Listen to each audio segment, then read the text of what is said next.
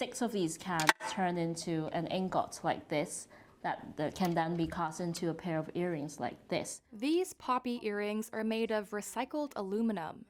They were crafted by London-based designer Anbaela Chan, whose jewelry designs rely on lab-grown diamonds, recycled aluminum, and pearls grown using regenerative farming techniques.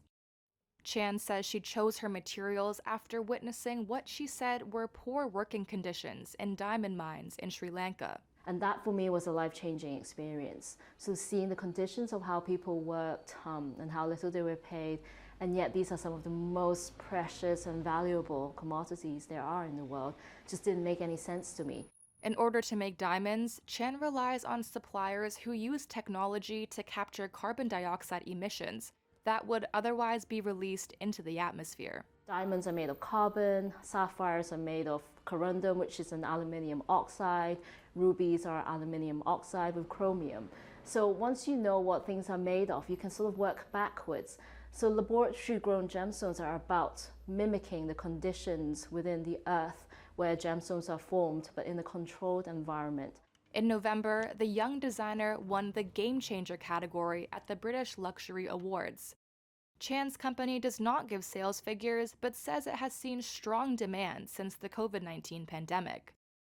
The lab-grown jewelry market has seen annual growth of 20% in recent years, driving global profits to $15 billion. That's according to Edan Golan Diamond Research and Data.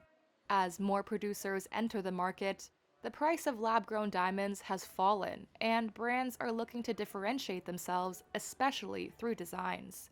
Joshua Brahman is the head of diamonds at Pandora, a major retailer of lab-grown diamonds. Customers buying lab-grown diamonds can enter for a variety of reasons. Maybe for them, the sustainability factor is important.